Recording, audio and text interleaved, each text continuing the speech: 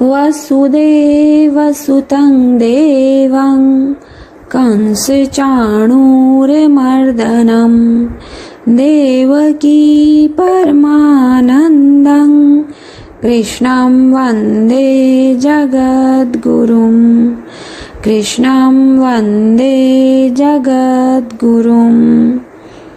जय श्री राधे कृष्ण। दोस्तों, आपका मेरे YouTube चैनल ज्ञान की गंगा में स्वागत है। श्रीमद् भागवत कथा के पिछले अध्याय में हमने देखा था राजा परीक्षित को उनकी गलती के लिए शमीक ऋषि के पुत्र श्रृंगी ऋषि उन्हें शाप देते हैं कि 7 दिन बाद तक्षक नाग के काटने पर उनकी मृत्यु हो जाएगी। इसके आगे की कथा हम आज के अध्याय में श्रवण करेंगे। अध्याय 19वां, परीक्षित का अनशन व्रत और सुखदेव जी का आगमन। सुत जी कहते हैं, राजधानी में पहुंचने पर राजा परीक्षित को अपने उस निंदनीय कर्म के लिए बड़ा पश्चाताप हुआ। वे अत्यंत उदास हो गए और सोचने लगे कि मैंने निरपराध एवं अपना तेज छिपाए हुए ब्राह्मण के साथ अनार्य पुरुष के समान बड़ा नीच व्यवहार किया। यह बड़े खेद की बात है। अवश्य ही उन महात्मा के अपमान के फल स्वरूप शीघ्र से शीघ्र मुझ पर कोई घोर विपत्ति आएगी। मैं भी ऐसा ही चाहता हूँ, क्योंकि उससे मेरे पाप का प्रायश्चित हो जाएगा और फिर कभी मैं ऐसा काम करने का दुस्साहस नहीं करूँगा। ब्राह्मणों के क्रोधाग्नि आज ही मेरे राज्य, सेना और भरे पूरे खजाने को जलाकर खाक कर दे, जिससे फिर कभी मुझ दुष्ट की ब्राह्मण देवता और गो के प्रति ऐसी पाप बुद्धि न हो। वे इस प्रकार चिंता कर ही रहे थे कि उन्हें मालूम हुआ ऋषि कुमार के शाप से तक्षक मुझे डसेगा। उन्हें वह धधकती हुई आग के समान तक्षक का डसना बहुत भला मालूम हुआ। उन्होंने सोचा कि मैं बहुत दिनों से मैं संसार में आसक्त हो रहा था, अब मुझे शीघ्र वैराग्य होने का कारण प्राप्त हो गया। वे इस लोक और परलोक के भोगों को तो पहले से ही तुच्छ और त्याज्य समझते थे। अब उनका स्वरूप त्याग करके भगवान श्री कृष्ण के चरण कमलों की सेवाओं ही सर्वोपरि मानकर आमरण अनशन व्रत लेकर वे गंगा नदी के तट पर बैठ गए। गंगा जी का जल भगवान श्री कृष्ण के चरण कमलों का वह पराग लेकर प्रवाहित होता है जो श्रीमती तुलसी जी की गंध से मिश्रित है। यही कारण है कि वे लोकपालों के सहित ऊपर नीचे के समस्त लोकों को पवित्र करती है। कौन ऐसा मंत्र मरणासन्न पुरुष होगा जो उनका सेवन न करेगा। इस प्रकार गंगा जी के तट पर आमरण अनशन का निश्चय करके उन्होंने समस्त आसक्तियों का परित्याग कर दिया और वे मुनियों का व्रत स्वीकार करके अनन्य भाव से श्री कृष्ण के चरण कमलों का ध्यान करने लगे।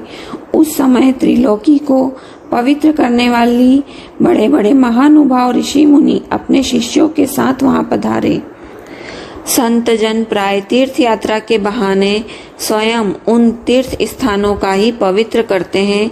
उस समय वहां पर अत्रि, वशिष्ठ, च्यवन, शरद्वान, अरिष्टनेमि, भृगु, अंगिरा, पाराशर, विश्वामित्र, परशुराम, उत्थय, इंद्रक, प्रमथ, इधम्यवाह, मेधातिथि, देवल, अष्टिवेणी शैण, भारद्वाज, गौतम, पिप्पलाद, मैत्रेय, आर्व, कवश, अगस्त्य, भगवान व्यास, नारद तथा इनके अतिरिक्त और भी कई श्रेष्ठ देवर्षि, ब्रह्मर्षि तथा अरुणादि राजर्षि वायों का शुभागमन हुआ।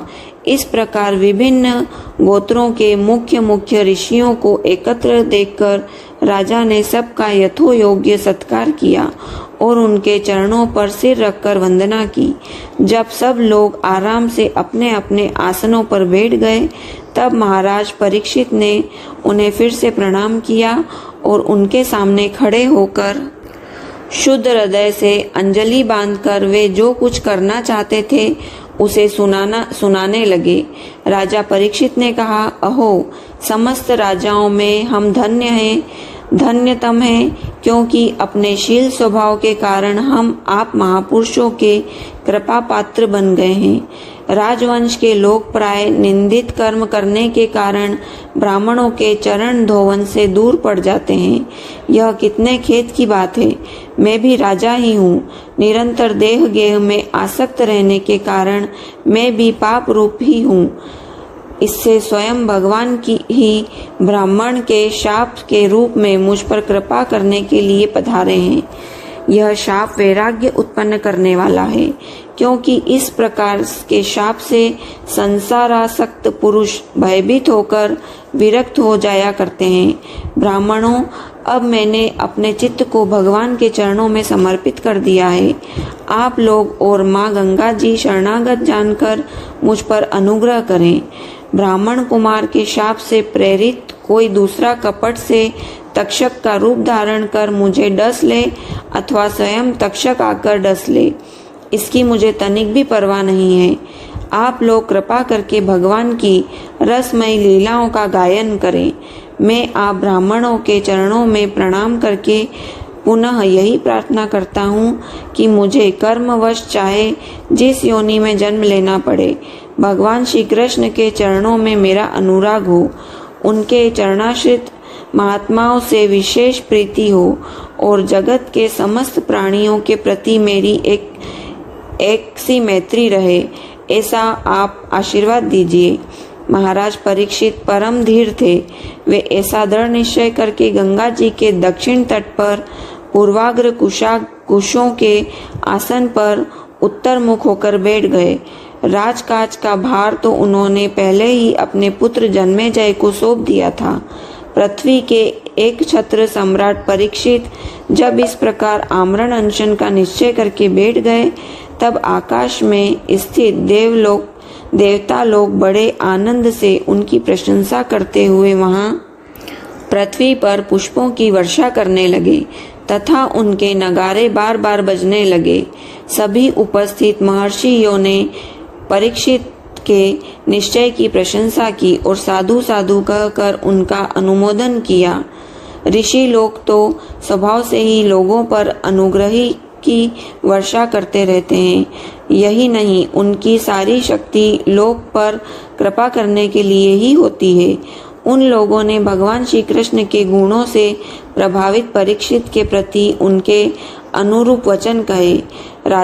राजर्षि शिरोमणि, भगवान श्री कृष्ण के सेवक और अनुयायी आप पांडुवंशियों के लिए यह कोई आश्चर्य की बात नहीं है, क्योंकि आप लोगों ने भगवान की सन्निधि प्राप्त करने की आकांक्षा से उस राज सिंहासन का एक क्षण में ही परित्याग कर दिया, जिसकी सेवा बड़े बड़े राजा अपने मुकुटों से करते थे।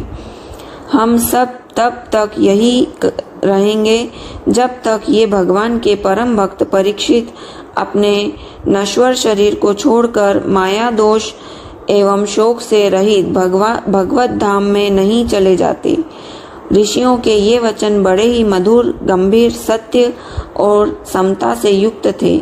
उन्हें सुनकर राजा परीक्षित ने उन योग युक्त मुनियों का अभिनंदन किया और भगवान के मनोहर चरित्र सुनने की इच्छा से ऋषियों से प्रार्थना की, महात्माओं, आप सभी सब ओर से यहाँ पधारे हैं। आप सत्य लोक में रहने वाले मूर्तिमान वेदों के समान आप लोगों का दूसरों पर अनुग्रह करने के अतिरिक्त जो आपका सहज स्वभाव ही है, इस लोक या परलोक में और कोई स्वार्थ नहीं है।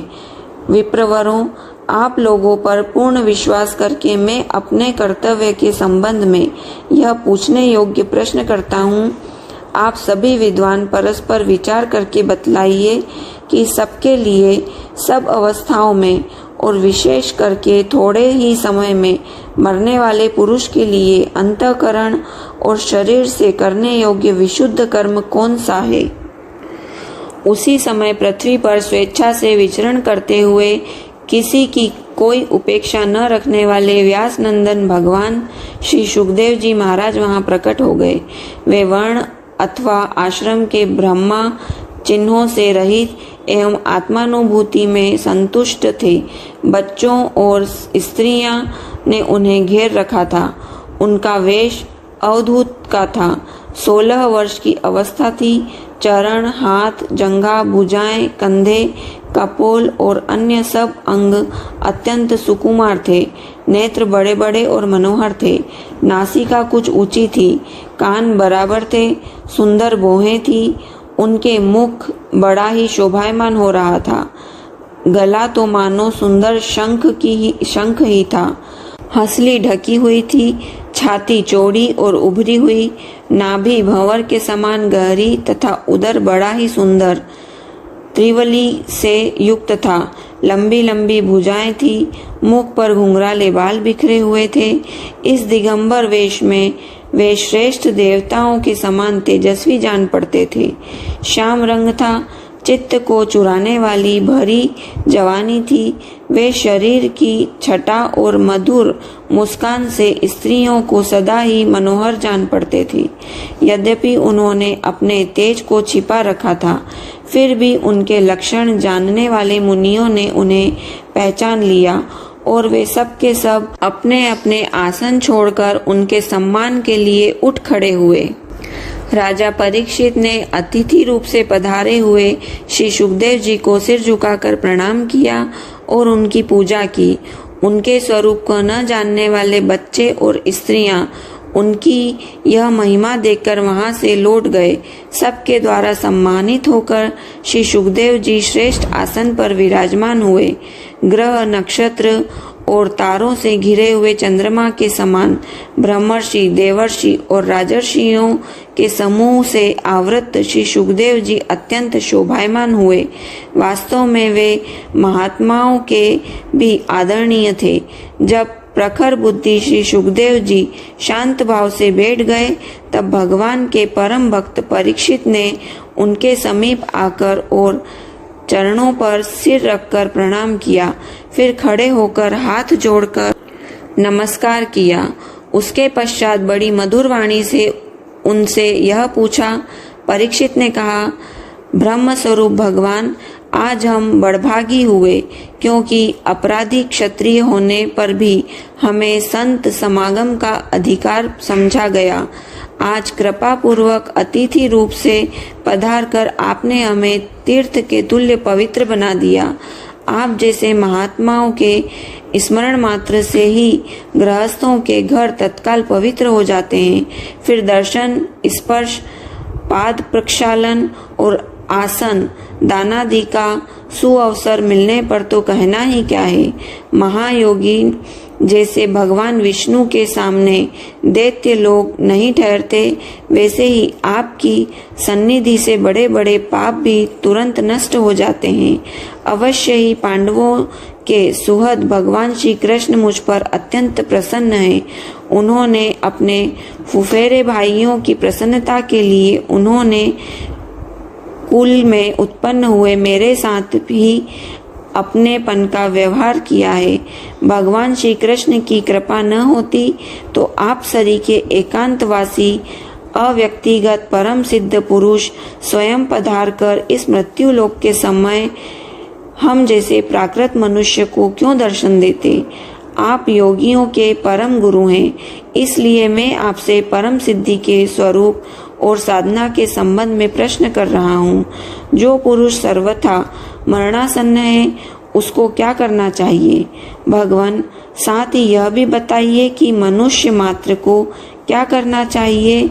वे किसका श्रवण, किसका जप, किसका स्मरण और किसका भजन करे तथा किसका त्याग करे। भगवत स्वरूप मुनिवर, आपका दर्शन अत्यंत दुर्लभ है, क्योंकि जितनी देर एक गाय दूही जाती है, गृहस्थों के घर पर उतनी देर भी तो आप नहीं ठहरते। सुत जी कहते हैं, जब राजा ने बड़ी ही मधुर वाणी में इस प्रकार संभाषण एवं प्रश्न किए, तब समस्त धर्मों के मर्मज्ञ व्यास नंदन भगवान श्री सुखदेव जी उनका उत्तर देने लगे। श्री कृष्ण शरणम मम, श्री कृष्ण शरणम मम, श्री कृष्ण शरणम मम। आज का अध्याय यहीं समाप्त होता है और इसी के साथ प्रथम स्कंद यहीं पर समाप्त होता है। इसके आगे की कथा और द्वितीय स्कंद हम कल के अध्याय में श्रवण करेंगे। जय श्री राधे कृष्ण। उम्मीद है दोस्तों आपको मेरी ये वीडियो पसंद आई होगी। अगर आपको मेरी ये वीडियो पसंद आई है तो लाइक अवश्य करिएगा और कमेंट बॉक्स में ओम नमो भगवते वासुदेवाय जरूर लिखिएगा। और अगर आप इस चैनल पर नए हैं तो चैनल को सब्सक्राइब कर लें और बेल आइकन दबा लें, जिससे आपको हमारी आगे आने वाली सभी नोटिफिकेशन मिलती रहेगी। जय श्री राधे कृष्ण।